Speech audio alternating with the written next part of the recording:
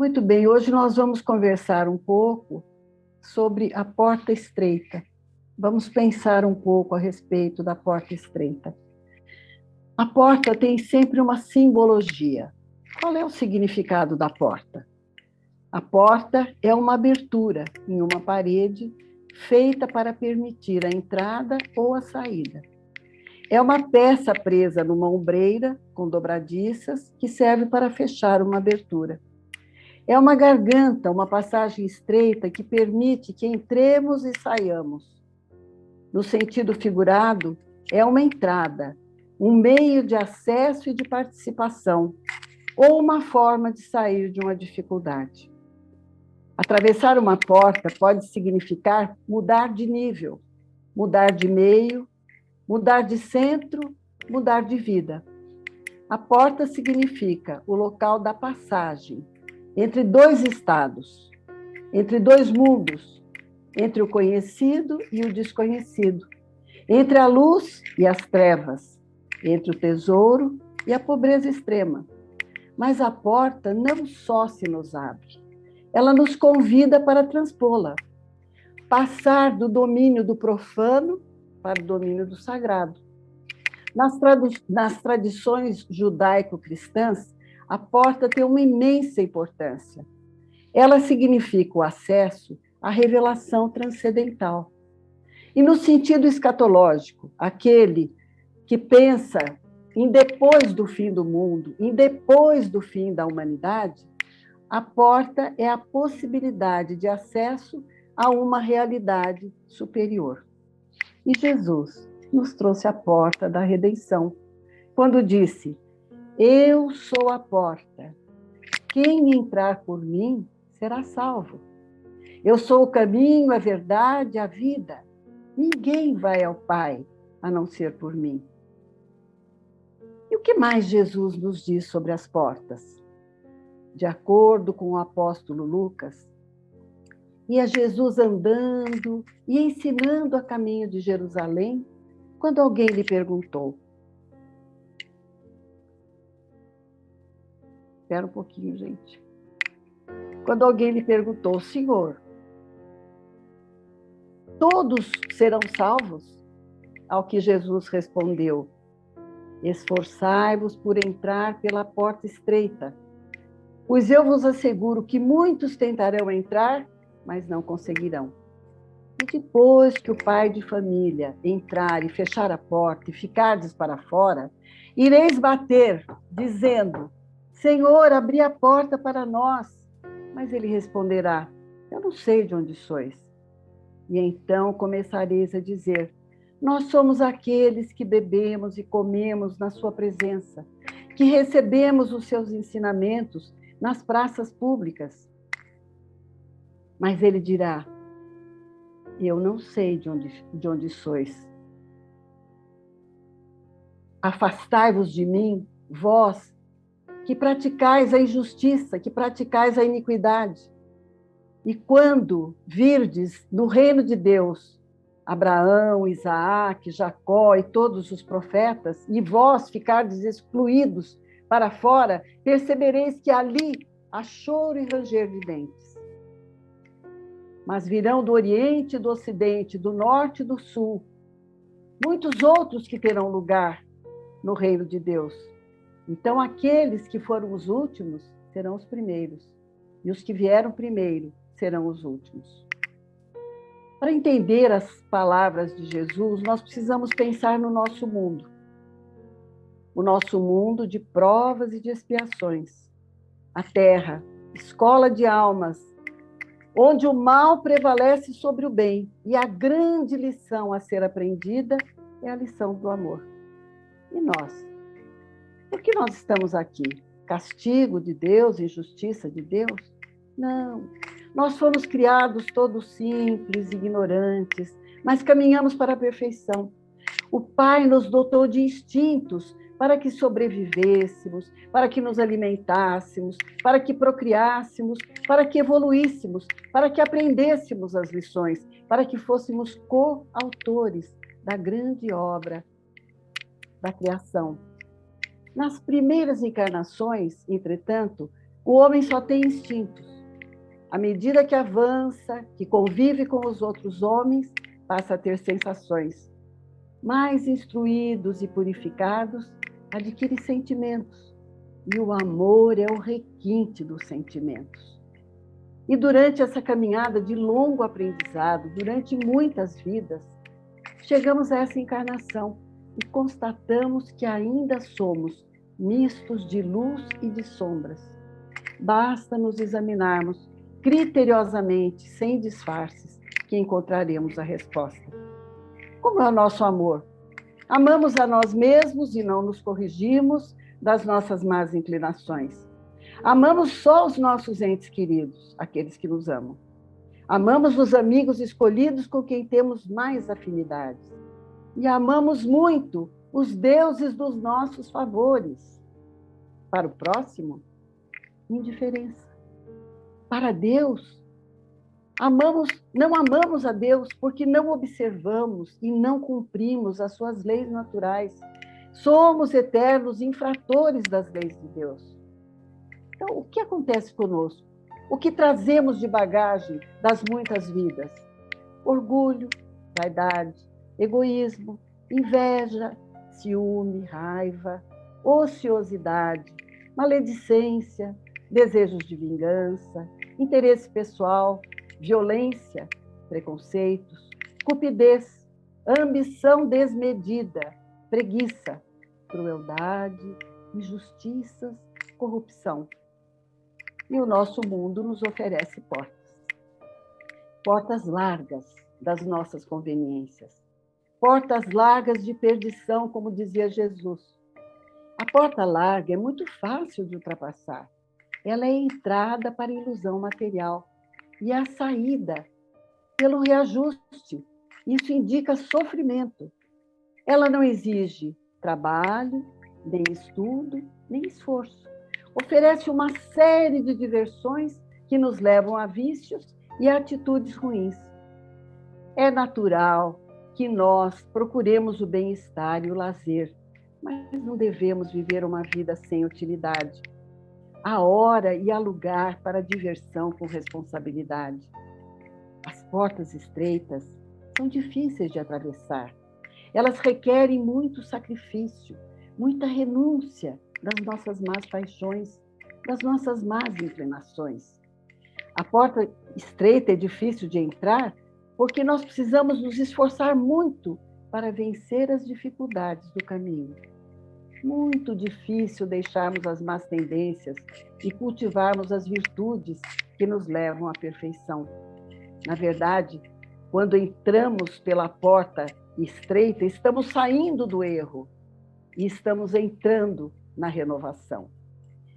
Jesus falava muito em salvação e hoje, mediante todo o conhecimento que temos através da doutrina espírita, nós percebemos que esse termo queria dizer evolução. De acordo com Jesus, para passar pela porta estreita, nós temos que evoluir. Temos que deixar para trás a roupagem dos sentimentos que não são bons, que não nos servem mais nessa vida. Então, o que é salvação? É o caminho de contínuo trabalho de renovação e de aprimoramento. Evolução quer dizer aprendizado, quer dizer transformação, quer dizer renovação. Todo aquele que trabalha, que ama, que pratica a caridade, que é humilde, tolerante, que age com desinteresse, que aceita os outros como são, que se dedicam a todos, que cumprem as suas provas, que cumprem os seus deveres, que resistem às más tendências, são os que atravessam a porta estreita. São os que se salvam, segundo Jesus. São os que estão em processo de franca evolução. A doutrina espírita faz um trabalho maravilhoso nas nossas vidas, como o Consolador prometido que é, prometido por Jesus. Ela nos ajuda a entender quem somos. Espíritos recalcitrantes nos mesmos erros de vidas e vidas. Por que estamos aqui? Porque erramos muito num passado, de outra vida anterior, ou desta vida mesma, no início da nossa carreira existencial. Mas isso não quer dizer que nós podemos voltar lá atrás e corrigir os erros que cometemos. Mas podemos sim, agora, no presente momento, refazer as nossas atitudes, refazer as nossas palavras, renovar os nossos pensamentos e estaríamos plasmando um futuro de mais felicidade, um futuro de menos dor. Quem sabe um futuro na Terra, mundo renovado e bom. A doutrina espírita nos dá condições já de exercer o nosso livre-arbítrio. Hoje nós já somos capazes de escolher entre o bem e o mal. E escolher o bem em vez de escolher o mal. A doutrina espírita nos explica a justiça das reencarnações, nos fala que a morte não existe, que existe uma continuidade de vida e que o futuro nos espera para mais felicidade. Agora, sob a luz da doutrina espírita, nós tornamos a estudar e aprender as boas novas de Jesus, só que agora nós conseguimos entender as lições do Mestre. E quando Kardec perguntou aos espíritos qual era o meio mais eficaz que o homem tem para se melhorar nessa vida e resistir às más tentações, a resposta foi de Santo Agostinho. Já dizia um sábio da antiguidade: conhece-te a ti mesmo. Nós podemos atravessar a porta estreita quando conscientes, sabemos quem somos, mas sabemos também como estamos. Quando nós conhecemos a nossa essência e as máscaras que usamos para o convívio na sociedade. Então, vamos analisar algumas portas estreitas pelas quais nós temos que passar. Em primeiro lugar, eu acho que a porta do Covid é uma porta muito estreita que nós estamos passando com muito sacrifício, com muita renúncia, mas com muita esperança, com muita fé também. Então, as portas que o mundo nos apresenta, a do desinteresse, quando nós vamos renunciar ao egoísmo, quando nós começamos a pensar primeiro no outro e depois em nós. Como pai e mãe desta vida, nós temos a grande oportunidade de aprender o sacrifício e a renúncia em benefício dos nossos filhos, para que um dia, mais tarde, nós sejamos capazes de estender esse desapego, esse desinteresse para todas as pessoas, pensando primeiro no outro e depois em nós. Portas de humildade, quando nós entendemos que nós não somos melhores do que os outros, que nós fomos todos criados simples e ignorantes, e que a caminhada de cada um é peculiar, cada um caminha no seu tempo. Se hoje alguém ficou para trás, não significa que ele estará sempre para trás. Um dia ele também vai conseguir dar os passos para frente. Então nós estamos renunciando ao nosso orgulho. Portas de pureza, quando nós nos conhecemos, buscamos a simplicidade, a ingenuidade dos pensamentos mais puros, mais nobres. Quando nós renunciamos à imoralidade, quando nós já somos capazes de escolher o que vamos ler, o que vamos estudar, o que vamos pensar, o que vamos falar, o que vamos fazer, como vamos agir, o que vamos assistir na televisão, o que vamos ver na internet, o que vemos tanto no celular. Nós podemos escolher momentos de mais pureza, renunciando à imoralidade. Temos portas de virtudes, renunciando aos vícios. Nós já temos a noção do bem e do mal. Sabemos o quanto de bem e de mal existe em cada um de nós. Nós, então, precisamos renunciar aos vícios. Se eu gosto muito de falar dos outros, eu vou escolher falar bem e não vou escolher falar mal. E isso em todas as virtudes, com todas as virtudes, com todos os vícios nós podemos escolher. Portas de misericórdia, quando renunciamos à intolerância. Nós não podemos maldar o outro. Nós não sabemos o caminho que ele está andando.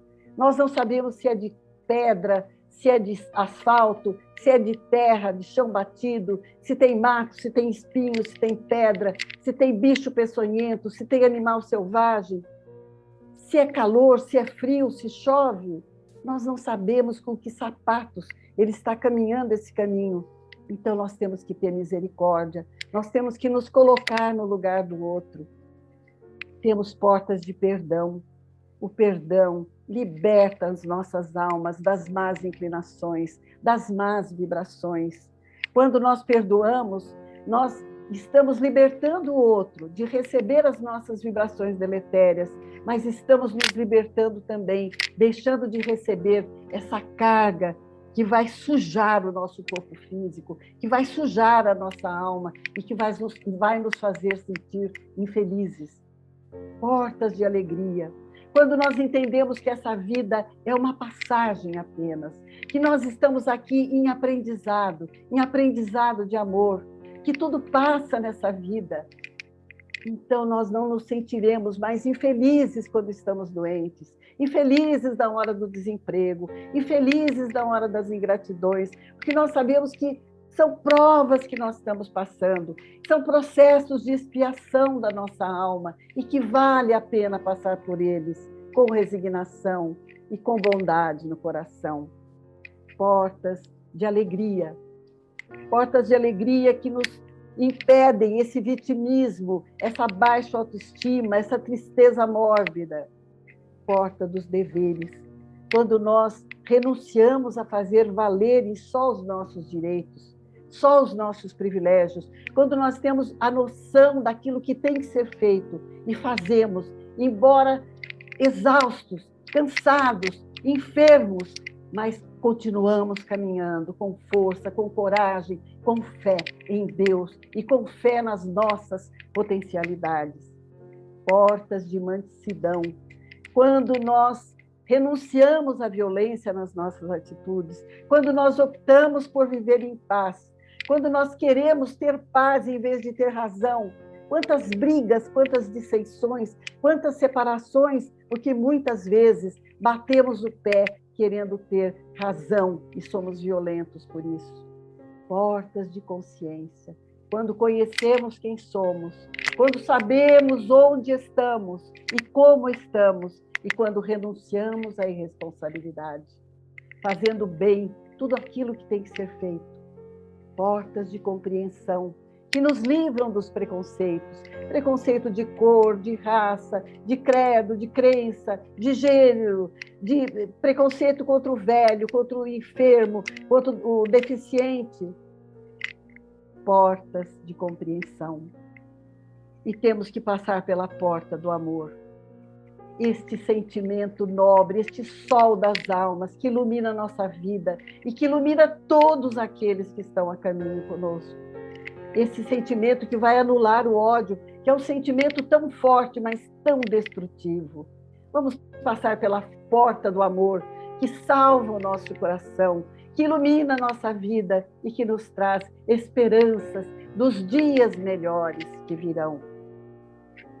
Nós poderemos atravessar as portas estreitas que o mundo nos oferece quando nós conhecemos, compreendemos o nosso propósito de vida, que é evoluir, crescer em espírito para Deus, combater o bom combate, como dizia o apóstolo Paulo.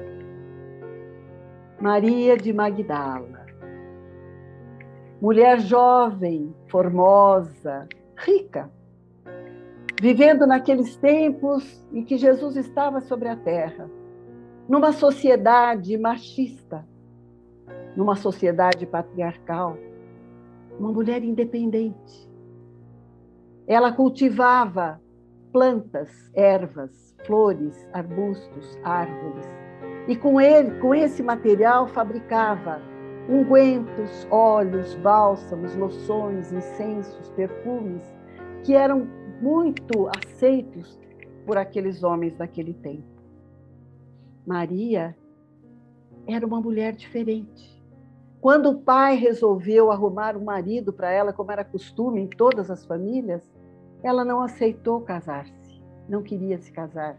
Era uma mulher emancipada, então não devia ser bem aceita pelos homens, porque ela era diferente. Ela era uma mulher forte. Talvez nós possamos dizer que Maria fosse uma líder feminista naquele tempo. Era uma mulher diferente. Naqueles tempos em que a mulher não tinha voz, não tinha palavra, não podia se manifestar. Maria tinha anseios de uma vida nova, que ela nem mesmo sabia explicar. Naqueles tempos passava Jesus por aquelas terras, em pregações. O novo rabi, que vinha da Galiléia, que vinha de Nazaré, falando àquelas pessoas humildes, pobres, enfermas. E Maria, então, vai ouvir uma pregação e sente-se profundamente tocada pelas notícias do Evangelho do reino que Jesus trazia. Que amor era aquele que lhe apregoava aos pescadores humildes? Aquele convite amoroso parecia ressoar-lhe nas fibras mais sensíveis da alma. Jesus chamava os homens para uma nova vida. Convidava as criaturas para uma vivência de amor. E Maria tinha sede desse amor. Então ela resolve ir a Cafarnaum, que também ficava nas margens do lago. E uma noite ela atravessa de barca e vai em busca de Jesus na casa de Simão Pedro. Lá chegando, diz ao mestre: ouvi o vosso amoroso convite ao Evangelho e desejava ser uma das vossas ovelhas. Mas será que Deus me aceitaria?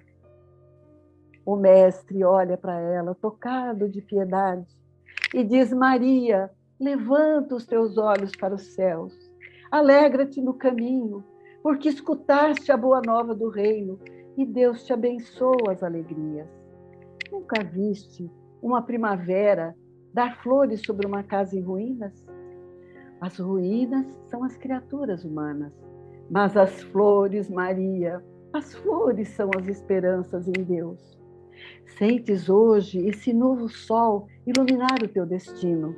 Caminha agora sob essa luz, porque o amor cobre a multidão dos pecados. O mundo, Maria, viciou as fontes da redenção, e nos seus caminhos a virtude agora tem que marchar por uma porta muito estreita. Somente o amor que se sacrifica mata a sede do coração. Maria, diz Jesus, viste o exemplo das mães estremunhadas no silêncio e na renúncia pelos seus filhos? Elas, as mães, são as cultivadoras do jardim da vida, onde os homens semeiam as batalhas.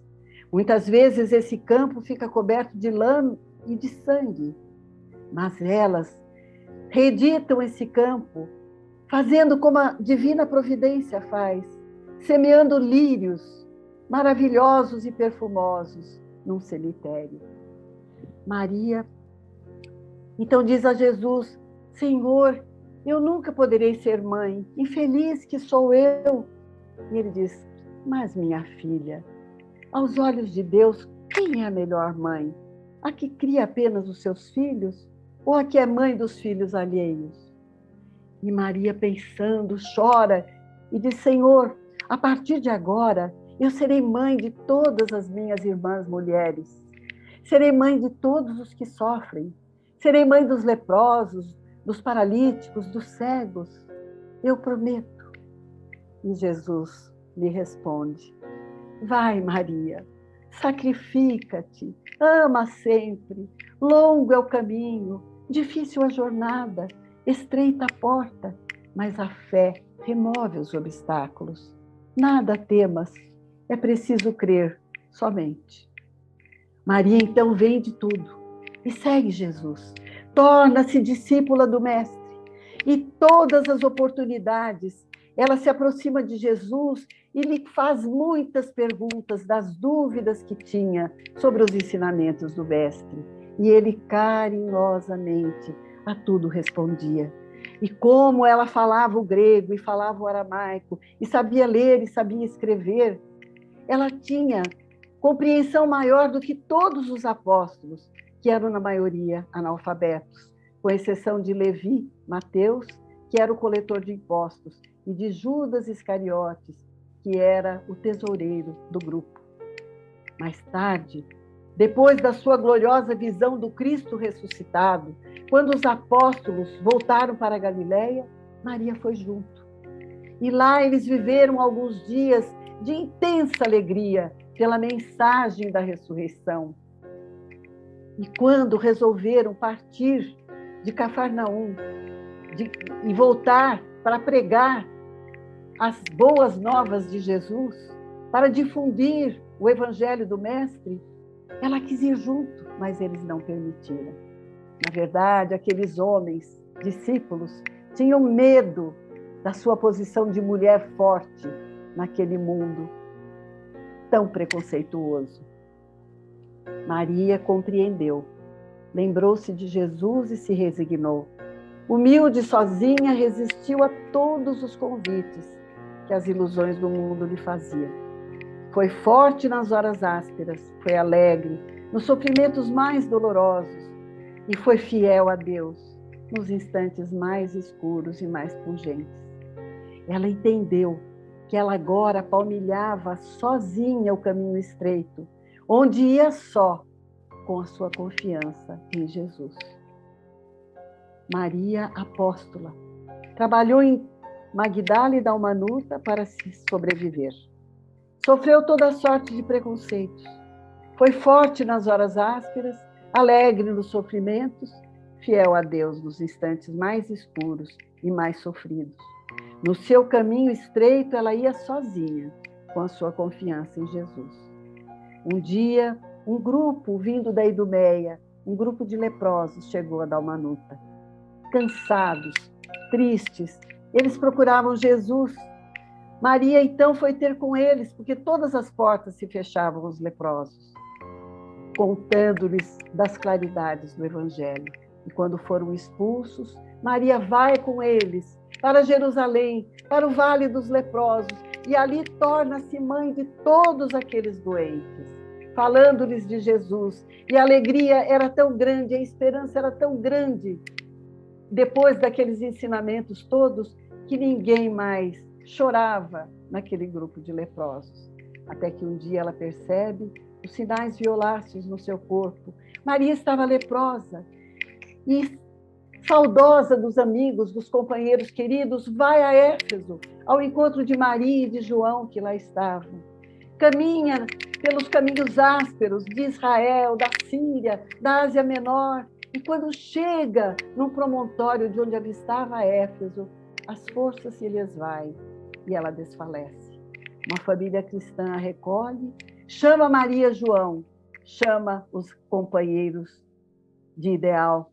Eles vão e eles ainda desfrutam de muitos dias felizes, lembranças da Boa Nova, até que um dia o grupo em orações ao lado da cama da enferma, Maria de olhos celados, pálpebras entumecidas, começa a se lembrar nos refolhos da memória do lago, das árvores, dos pássaros, do mestre, dos amigos. De repente, o seu peito não mais arfava. Maria sentiu um alívio muito grande e sentiu-se pisando as areias do lago de Genazaré. As águas beijavam seus pés e num clarão intenso, eis que aparece Jesus, mais belo do que nunca, que lhe estende os braços e diz: vem, Maria, amaste muito, passaste a porta estreita, vem, eu te espero aqui.